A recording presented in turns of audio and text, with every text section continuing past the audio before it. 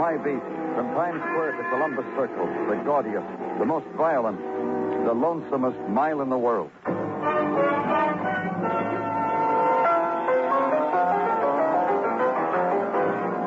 Broadway Is My Beat, with Larry Thor as Detective Danny Clover.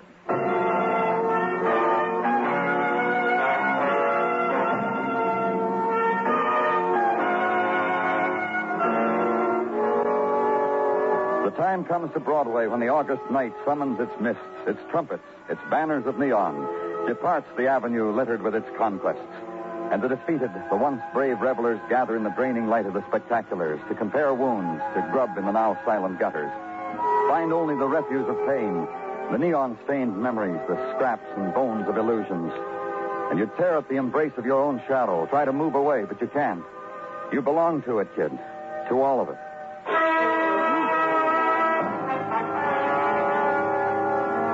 And at headquarters, stack the violence of the night past in a neat pile on the left-hand corner of the desk. Check the drawers for a cigarette for the road. Find none. Turn out a light with no last look around. Open a door. Close it. Walk a corridor whose walls are moist now with the first thin coat of dawn. And where it turns, hear a voice. Don't worry, you're going to be all right. And in it a quality that a policeman hears in his sleep. A voice tuned, whittled to penetrate shock. Listen a minute. But now, don't worry, lady. Walk to it. I'll take care of everything. You'll be all right, lady. You just come with me. What's wrong, Gino? This lady, Danny, she wanders in off the street, says she's looking for help. She saw the police I'm light. lost, please. I want to go home. Take me home, someone. Don't be frightened. We'll... I hate it. It's ugly and dirty. And they laugh at a woman when she... All I wanted was to make friends. I bought new things, paid their way. Why? I shouldn't have to pay for things. Back home, they say... Where is your home, miss? They say that, Mrs. Price. That Elizabeth. She's a deep one, more than meets the eye. You could light marsh fires with Elizabeth. Where do they say that, Mrs. Price? In Vermont. In the village when I walk down Main Street to shop. Put in provisions. I hear their whispers so loud. You'll be all right, lady. You are now in Danny Clover's hands, and for an out-of-towner, lost, unhappy... Please. What's the matter? My heart is not strong. Phil? Capsule my purse. Get it. Sure. Quickly. Water, Gino. Quick. Roger, we'll go. Your purse, Mrs. Price. Give it to me. Don't hold on so tight. That's it. Let me open it for you. Please? Yes. Give them to me. Here. Thank you. The water she ordered, Danny. We'll give it to her, Gino. Oh, sure. Sorry, Mrs. Price. Here.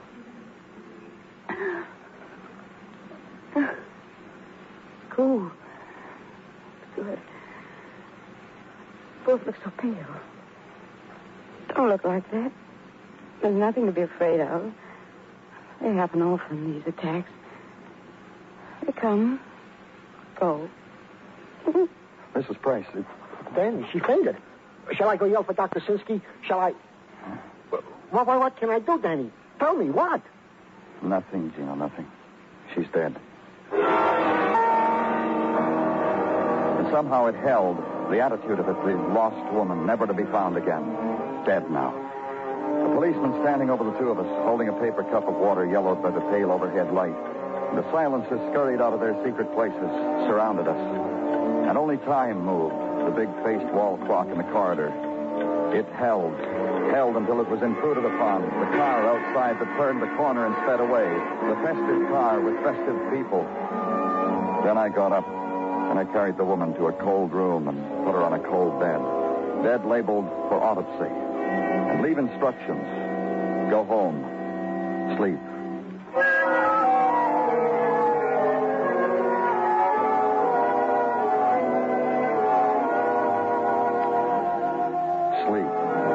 Through with it. The new day, and return to headquarters. Return hellos, shake a hand, wave at somebody. Finally get to your office, and a report on your desk. Elizabeth Price, autopsy performed upon. Death by poisoning. Poison? Consider that. Then read on. Name of poison not to be pronounced. Question mark neatly written in blank opposite suicide. Another opposite homicide. And in blank labeled remarks, a key was found in Mrs. Price's effect. Stamped Regent Hotel. Go there, and in a plush office off a plush lobby, you get a plush greeting. Danny Clover. How are you, Danny? Hello, Shaw. What are you doing here? Me? You're kidding? You didn't hear? It ain't even been whispered to you, Danny? It's got to be told to you, Shaw. Your name hasn't been mentioned around headquarters Since I walked in and threw my badge on the captain's desk. It happened that way, huh? What other way could it happen? What have they been whispering, Danny? What are you doing here, Shaw? Security service, kid. How about that? Employed by the Regent Hotel to keep the security. Houseman, huh? Security service. Yeah. Did you know a woman named Elizabeth Price? Sure. Checked in a couple of days ago. What about it? Dead. Ah. She's dead. Stumbled into headquarters early this morning. Said she was lost. Had a heart attack. She took a pill out of her purse. Poison. A poison pill mixed in with other pills good for... For whatever ailed her. Huh? Hey, that's dramatic, Danny. What do you know about her? A dramatic lady from Vermont, I think. Come down from the Rockford coast to go dancing. What are you talking about? Come to me the other night. Wants to know where a girl could enjoy herself in the city. A girl, 45, I'd say. What would you say? Let's get off it, Shaw. So I give her a book, courtesy of the Regent. Things to see and do in New York City. She tells me that's not exactly what she had in mind. What she wanted... Sure. Mrs. Price? Who is it? I'll take that call. What? I said I'll take it. Yeah. Hello? Who's this? This is the police. Lieutenant Danny Clover. I asked to speak to Mrs. Price. What's the Who matter is with... this? I'm her stepson. I'm Johnny Price. What's going on? Where are you calling from? Middlesex, Vermont. Look, will you answer my Your question? mother's had an accident, Johnny. Get down here right away. Accident? Get the next train, Johnny. Ask at headquarters for Danny Clover. Poor kid. I don't know. You did that real well. What else about Mrs. Price, Shaw? What else is nothing? What else is... Yeah, there's a fact I arranged an appointment with her for the Hotel Notary TweQ. Room 412, Danny. I'll get back to you, Shaw.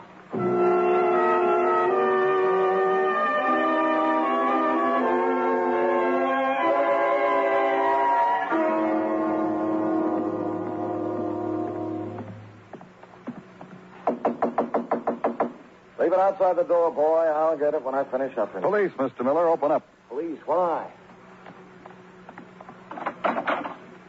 I thought you were the room service, friend. A little strategy I use. Make 'em leave the mess kid outside the door. Saves me scrounging in my pockets for a tip. Well, I'll chew on a peppermint lifesaver, little child time. Avoid embarrassment all around. Tell me about it inside, Mr. Miller. Wherever it's joyful for you, come on in. Maybe you hit the wrong room, friend. I'm just a notary here. What I've got to sell, you guys can get for free. Like almost anything a hotel has to offer. That makes you bitter? Look, friend, I'm a boy fresh out of law school. Went night, studied hard, the job placement bulletins. Wound up with this, with you, who I thought was my lunch tray. Why should you disappoint me like that? Elizabeth Price. That Mrs. who asked me to call her another name? You too, huh, friend? She tagged you too. She's dead. They died. Poisoned. Took a pill for her heart. It didn't work like she thought. It's a way out. You studied these things in school. That's why you'll understand. I'm all ears. You'll understand why a policeman works on the possibility of murder. Lots of things about you boys I understand, friend. Others confuse me. Like, what has a hungry notary got to do with the dying of, let's call her a guest? How come a house detective arranges appointments for a notary with a woman like Mrs. Price? Because a woman like Mrs. Price glimpses said notary loitering under a hotel palm, tries to exchange glints of the eye, arranges a conference through a third party, sure, the house ticket. This makes it formal, a matter of pure, unadulterated business. Look, Let me finish the thought, huh, son? The ruse the old girl from Vermont uses is she needs some paper stamps, notarized. So you called on her and did that for her. There were papers, friend. Trust deed on a farm in Vermont, last will and testament, etc., etc. She showed me. Only I never got around to embossing them with my stamp. What stopped you? Liz? That's the name she asked me to call her, Liz. Liz says to me, let's postpone the doll papers. Then she goes to a part of the room where the light is more friendly on her, runs a hand through the new upswept hairdo, stretches a pleat, and says, any remedies for boredom, Mr. Miller? And you wrote out a prescription. I started to, you know. Then she said she wanted to go someplace alone. I said, if that's what you want, go ask the cabbie at the Hotel Hackstand. Now, there is a doctor with ideas for whatever ails. One of the drivers out front? Mm-hmm. Someone will point out the one, friend. Give him your case. He could help even you.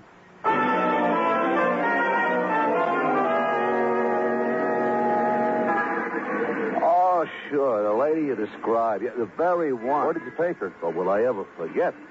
This cab of mine has seen sights that would chill and thrill. Characters of every shape, size, and characteristic. And this lady fits into the type... Where did you take her? Where did... Oh, join on Greenwich Village, Club Domino. She looked the type. Like I said. And me, a student of psychology, I knew just where to...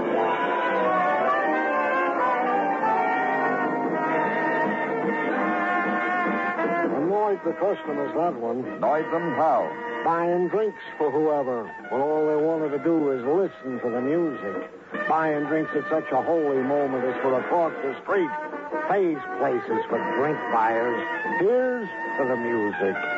Sure, we got intermission. Then the cats can laugh whatever.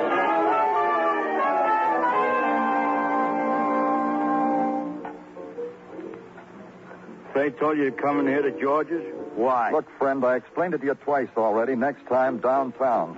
Downtown means cop. Downtown means cop. Yeah. Well, the dame was here, see? Good spender. Liked the merchandise a lot, ate it, drank it with glee. She left with Billy. Billy who? Billy Bailey sings here, ballads, you know. Where is he? He ain't showed tonight. Left with this woman you're telling me about 1 yesterday morning. Hasn't been back. Where does Billy live? Glad to oblige. I'll write it down for you.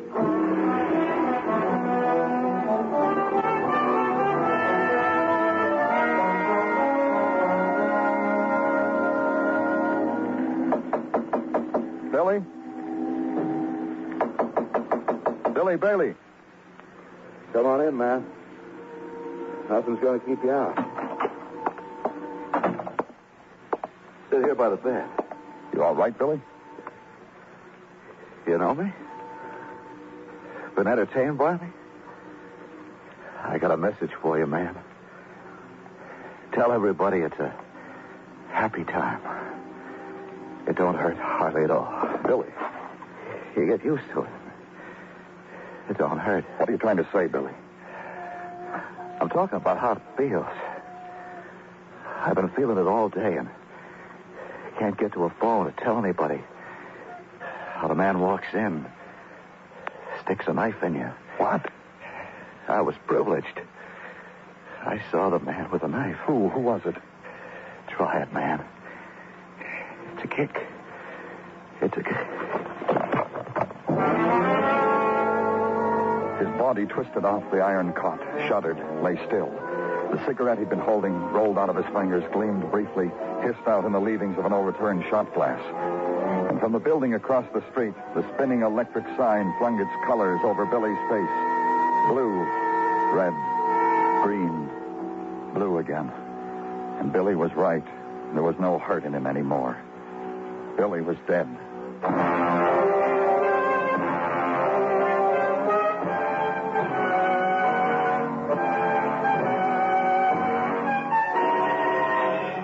You are listening to Broadway Is My Beat, written by Morton Fine and David Friedkin, and starring Larry Thor as Detective Danny Clover.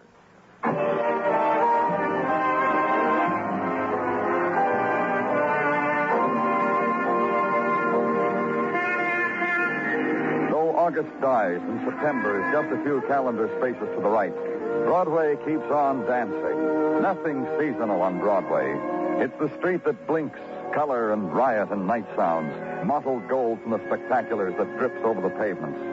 Walk it, laugh at it, bloody your hands against it. Your name's written on gutter water. Nobody knows you're there. And even when there's violent death, Broadway mourns with a shrug. The cold whisper of it is the flipping of a million newspaper pages in aggregate. Column 2, page 3. Death of village singer linked with poisoning of Vermont woman named Elizabeth Price. What else can you do but shrug? If you're a policeman assigned to the case, if a boy from Vermont has just seen his stepmother in the morgue, if he has leaned against you and you've seen his tears, there are things you can do. Wait for him. Offer him silences and sometimes talk. Walk with him. Sit beside him. Mostly it's a matter of waiting for him. I'm glad you brought me out here to the park, Mr. Clover. You feeling better, Johnny? I guess. You want to talk? About what? Whatever you want. About you? About your stepmother? There's nothing. Okay. There's a lot. There always is. A boy grows up to be 17. It's a long time. There's that much to tell. We've got as long as you want. A boy grows up on a farm in Vermont. His mother dies when he's born. There's going to school, being in love with your fourth grade teacher, and sleigh riding, snow, and crops. Watching your father marry again and die. How old were you when your father died? Last year, I was 16. My father was... There was never anyone like my father. I just want to be like him, that's all now. I wish I knew what to say to you. That it's happened before, that other people... Who cares? I'm not other people. I'm me. Sure. I guess no one thinks of 17-year-olds as being orphans. Orphan is being very young and not having parents. I wasn't even supposed to cry, was I? At 17, I'm Cut it out, supposed to... Johnny. I want Elizabeth back. Ridiculous, huh? Not being mature. How else am I going to say it? I want her back. Let's go across the street, Johnny. We can have some... Just happening to me. Orphan. Alone. Nobody. Nothing. Dead. Words like that happen to me. What am I going to do? What am I supposed to do? I don't want to live. Johnny, come back here. The sudden mushrooming of shock. Spasms saw the woman thrown against the windshield, lost in the shriek of brakes. Lost in the shrill, insistent policeman's whistle. Found again in the throats of the crowd. Stunned. Faces drenched to the color the sun warmed them with an instant before.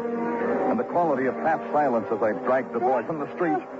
The sudden imposed silence to let the begging cry be heard. I want to die! I want to die! I want to die! Lead the boy back to the curb. Hold his protesting strength against you.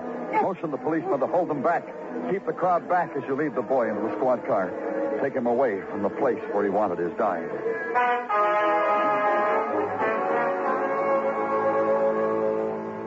And at headquarters, wait for the man into whose gentleness you've so many times given the care of the stricken. Wait for him. Watch a door open slowly, tentatively. Listen to the quiet voice say what it has said so many times before. It'll be all right, Danny. Just don't look like that. I tell you, it'll be all right. He's a kid, Dr. Sinsky. I had to tell him. I had to show her to him on a marble slab. He's a strong boy, Danny. He'll walk out of here in 3 hours. Strong, young. I gave him a sedative. Together, all these things will take away this much grief from him, a pinch. You happy in your work, Doctor? Both of us, Danny, like larks. Here, take a cigarette. Thanks. Thanks. What do we talk about, Danny? There's humidity to talk about. There's Coney Island on a hot day. There's, What? I've been checking on Billy Bailey. He was well thought of. No one wanted him dead. No one I talked to. Violence, death, sorrow. Conversation that never stops its flow between us, huh, Danny? Elizabeth Price, killed by a capsule that was meant to... wait to kill, Danny. To take a little box of pills that were meant to give relief from pain. Put among them a few poisonous pills. Then when they... Danny Clover speaking. Henry Shaw, Danny. Get down here. Security service at the Regional Hotel's got goodies for you. Give them to me over the phone. Haven't got time, Danny. Be good to me. Get here quick. You're going out, Danny? Yeah. Let's have another nice talk sometime, huh, Doctor?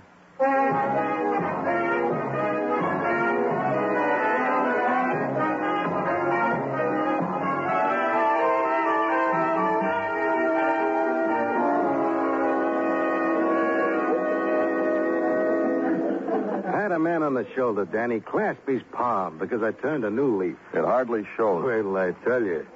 You hurried me down here to tell me you found salvation? You can give it to me, Danny, in return for the good thing I got for you. Last time I saw you... Last time you saw me, my back first stood on edge because you were still on the force. You, not me. Get to it, Shaw.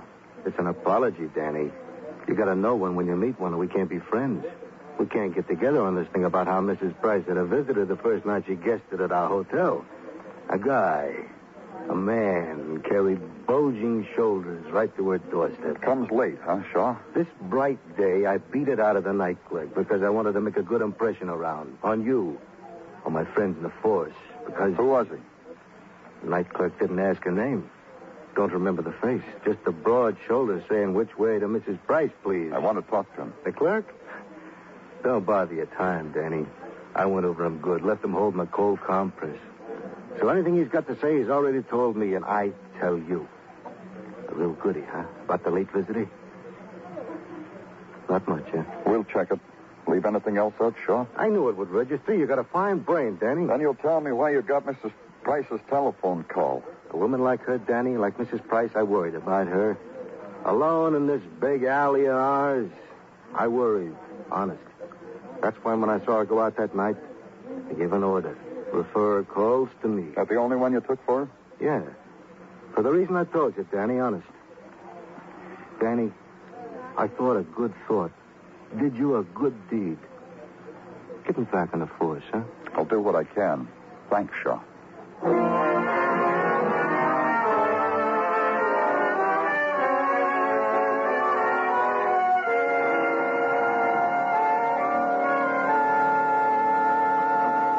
The evening's greetings, Danny, and don't bother to get up. Oh, Gino, what have you got? What I've got is, we of the police have been able to ascertain nothing as to what man visited the deceased Mrs. Price. Uh-huh.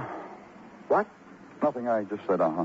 Such interruptions are thought-scattering, Danny. We will mind this in the future, won't we? Sorry. Forgiven. The second matter I wish to place at your disposal concerns Middlesex. What about Middlesex? Danny? Middlesex, Vermont. Our department, which concerns itself with checking such matters, checked. No record of a phone call has been found as yet of a call being placed from Middlesex, Vermont, to New York City. The last known phone call from these points was made last June by Calvin Mirquist of Middlesex.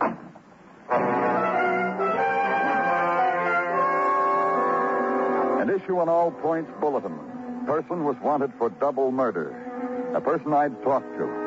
So issue his name, weight, height, coloring, all the details necessary. And wait. Fidget. Walk down to the corner hamburger stand for a 25-cent delight with onions and coffee. Come back. Stop in communications. After a while, be handed a slip of paper. Fugitive spotted in Club Domino, Greenwich Village. Issue orders to stick with him. Wait. Another slip of paper. Fugitive walked across street to Faye's place. Is being followed. Then at 3 in the morning, Faye's place closes. Fugitive leaves. Goes to a place 1 block down, according to the pattern. I got a squad car. Went there. You back again, Comp? Just getting ready to close. Tim. At the corner table? I'll sweep them out. Don't let anyone else in here. Johnny? I'm not drinking, Mr. Clover. Having a big night, huh? I would have drank if they'd have served me. No one would. We've got to talk some more, Johnny. All right. You think you can get them to give me a drink? I want to see what's in it. Johnny, There must be something in it. Let's get out of here, Johnny. If there isn't, why do people come here? Places like this. All those places. Why did you kill Bailey, Johnny? I followed him. She, him, drunk. They were laughing. I've never heard a laugh like that before. That's why you killed him? Then they stopped under a lamppost. They didn't laugh for a long time. And a cab came, and she went away. She went away. And you followed Billy? How do people live in places like that? Like the room he lived in. Dirt. I knocked on the door, and he let me in. I even told him who I was. He laughed. He was drunk. And then you stabbed him? No, not right away. We talked. I wanted to see what kind of a man he was. You want to hear something funny? What? I liked him. I had to fight it. I didn't want to like him. He came over and touched me on the shoulder. That's when I stabbed him. Come on, Johnny. Let's walk. Okay. Hi, George. Yeah. Squad car's over there. Let's stand here a minute. I still don't see what she wanted all this for. None of the things you did were very clever, Johnny. You know that, don't you? The poison tablets in your stepmother's medicine. Eventually she would take one. But you didn't know when. You didn't know when she was going to die. Then the fake call from Vermont. You know, I thought that was clever. Long distance call, station to station. The operator never tells the other party where the call's coming from. You put right through. You were here all the time your stepmother was here, weren't you? Followed her. Wherever she went, you followed her. Even went to her hotel room, tried to get her to go home. You understand, don't you? Your father died. You had to take care of what was his. My father would have done the same thing. Your stepmother didn't do anything except look for a relief for her loneliness. You should have known that. You were fond of your stepmother. Yes, I was. You understand that, too, don't you? In the car, Johnny. Get in. Mr. Culver. What? This afternoon, you saved my life when I tried to run in front of a car. It's funny, isn't it? Now. It bothered me before, Johnny. You think I didn't mean to die? Thanks for saving me, anyhow. Get in, Johnny. I like you, Mr. Culver. You're like my father, so much. The way you handle me, I like it. Just like my father.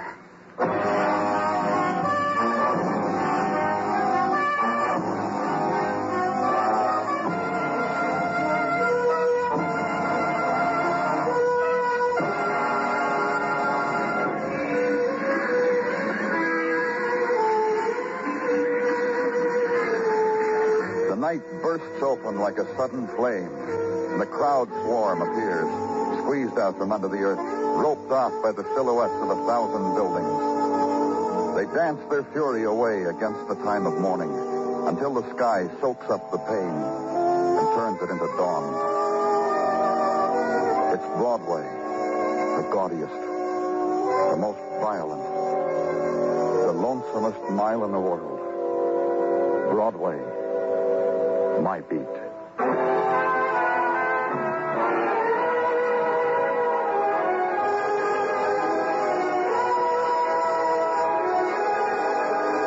Tonight on FEN Presents, you've been listening to some of the best in radio drama with Fibber McGee and Molly in Broadway Is My Beat.